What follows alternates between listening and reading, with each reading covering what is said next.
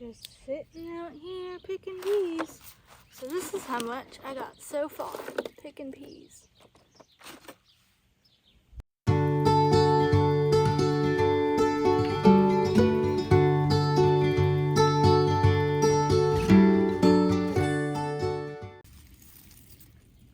Most kids today don't want to learn anything about gardening because there's smartphones that are out and all this other stuff. And they don't care about what they're putting into their body, but I don't eat peas, but I care what I'm putting into my body. So I like to help my parents out.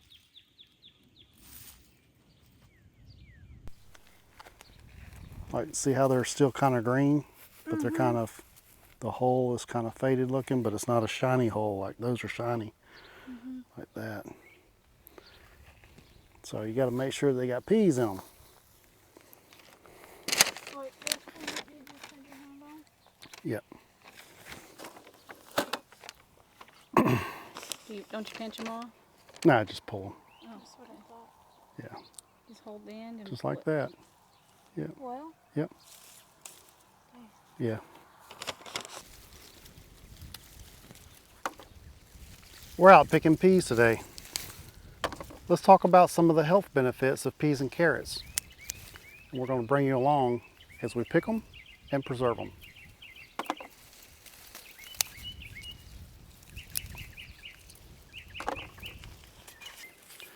For instance, did you know that one serving of peas has more vitamin C than 2 apples? Bet you didn't know that. Also, did you know that botanically, a pea is a fruit, but we're smart enough to know that we classify it as a vegetable.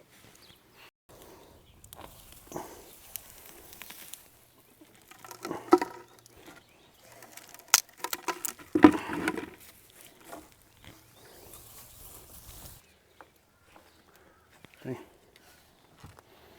Look at that.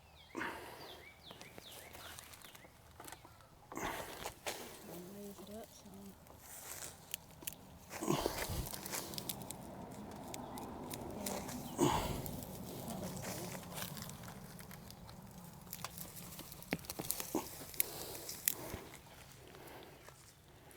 This big long carrot, big as my arm.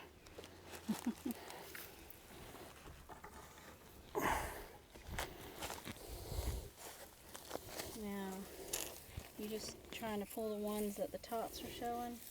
The bigger ones obviously are mature carrots by looking at the tops. That carrot was wrapped around that carrot. That one has an arm. Yep. Carrots are funny by some of the designs they come out. Put that one in there. I'll leave them out there. Looks like a carrot on top of a carrot. That's funny. Wow, that's a nice carrot. That's a big carrot. This carrot came out.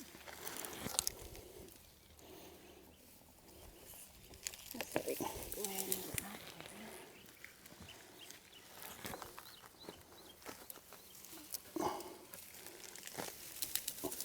Look at that. carrot. Wow, that carrot's ginormous. That one's pretty big too.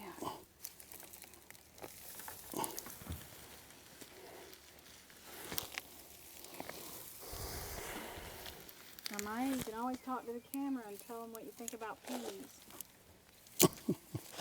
She's like, I ain't gonna do that.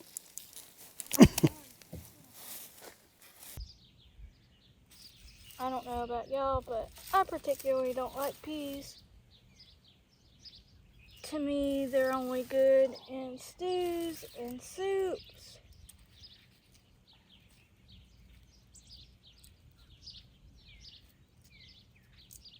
Some people just like them plain or cooked by themselves, but I particularly don't care for them.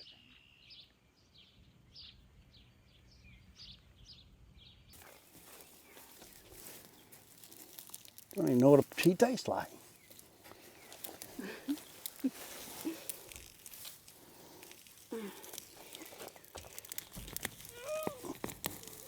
Oh, goodness. I'm telling you. Wow. Wow. Double carrot. That's a 24 carat. Funny. Wow, look at all them carrots. These carrots are ready. We've got a few smaller carrots that we can leave. Yeah, let's leave the smaller one.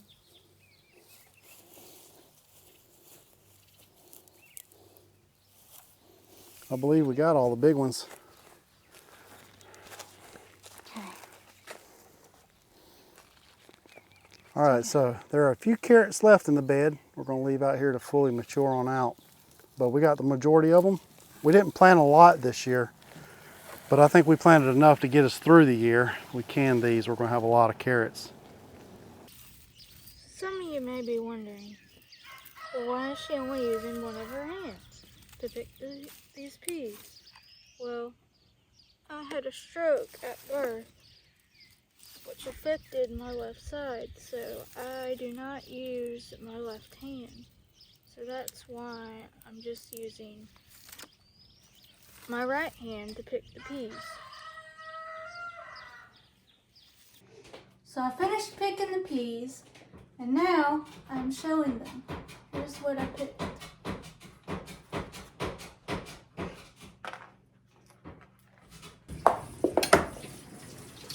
That's a big old carrot. Medallions. Are we rolling? Yeah.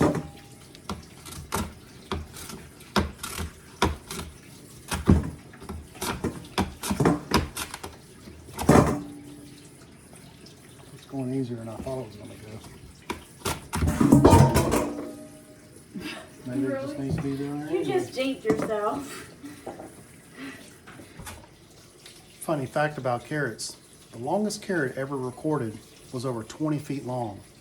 That's one long carrot. The world last year produced over 40 million pounds of carrots worldwide. That's a lot of carrots.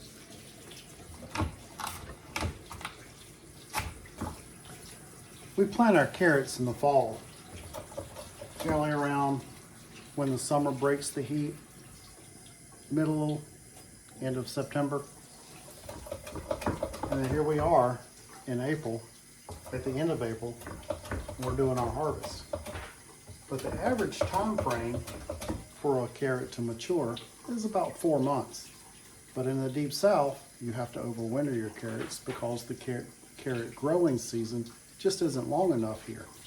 So we have to break it up between fall and spring.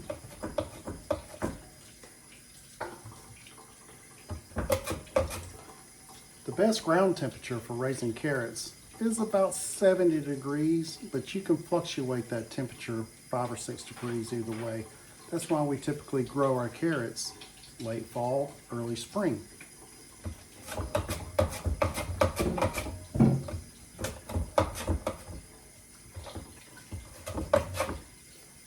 Everybody knows that carrots contain a lot of beta carotene, especially the orange ones. You get less in some of the other colors of carrots, especially the white ones. There's a lot less beta carotene in the white carrot.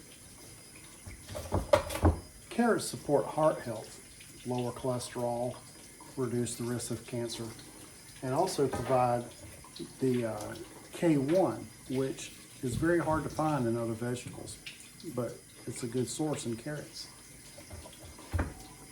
When growing carrots, the carrot fly is the nemesis to the carrot.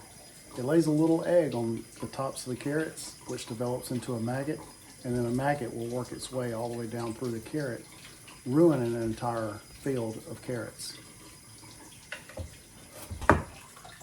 Speaking of the carrot fly, carrots grow a little bit better around alum, like garlic, onions, because those plants repel the carrot fly.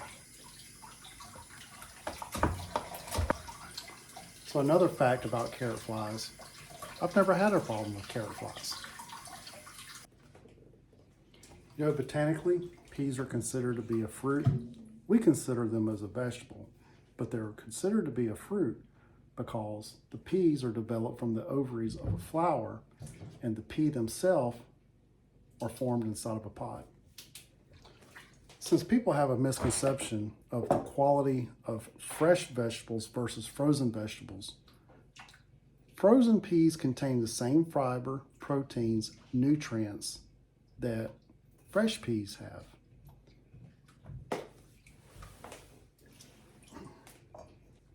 Peas also control hunger better than meat does.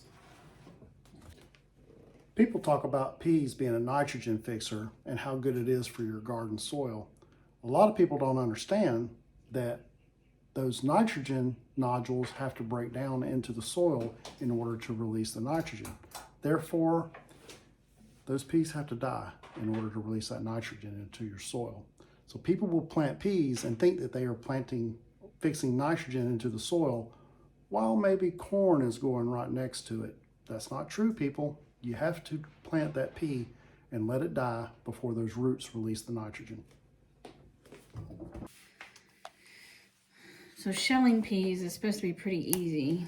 Just break that end off, pull it back, and whenever that happens, you're supposed to be able to split it right down the middle, just like that. And you flip it over into your bowl, run your fingers down in there, and releases all those peas.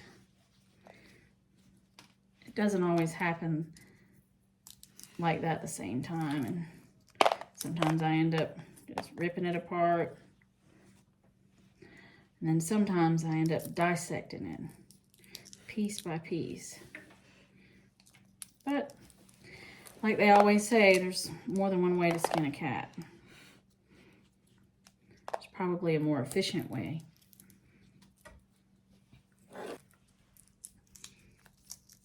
Even somebody that only uses one hand still can shell a pea.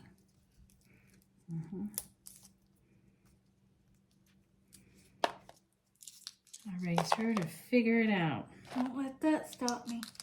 No. Figure out a way to do it.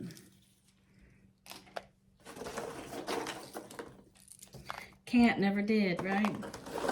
Yeah, that's right. Where there's a will, there's a way.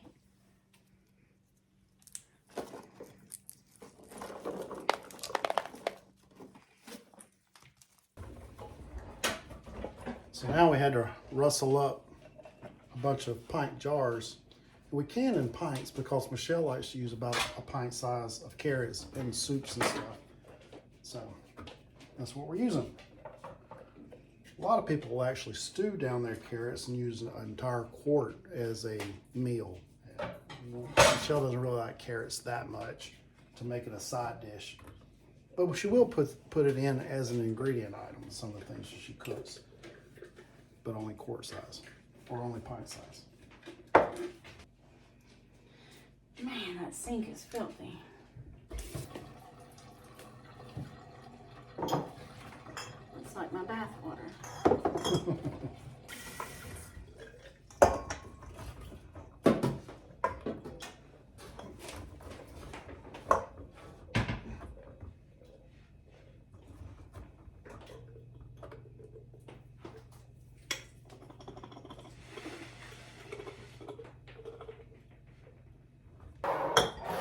That's all it? That's all it. Not bad. That's a pretty good harvest. I mean, that's perfect for us, really. Yeah, it is. It's a year's worth. Trying to make sure that not too many in some where 15 jars harvested.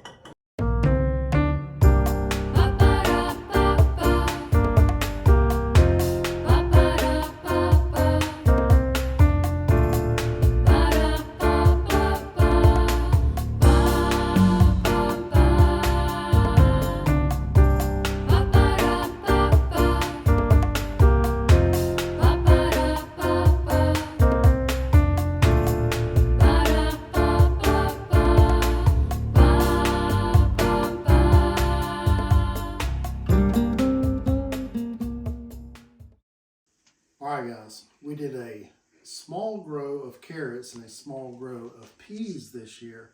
Peas mainly because as I'm outside, I like to eat fresh peas, and they're enjoyable this time of the year.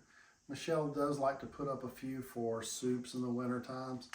And the same thing we do with our carrots. In the wintertime, we generally use our carrots in soups. In the summer times, we'll use a few of our carrots when we're doing hibachi outside in the outdoor kitchen on the griddle out there. I hope you enjoyed the video, found it at least entertaining. If you really like the video, go ahead and hit the subscribe button, the like button, you know, the usual stuff, and follow us along on our future adventures. Remember, keep growing, keep building, and always keep adventuring. Together, we're Farms and Famous. We'll see you next time.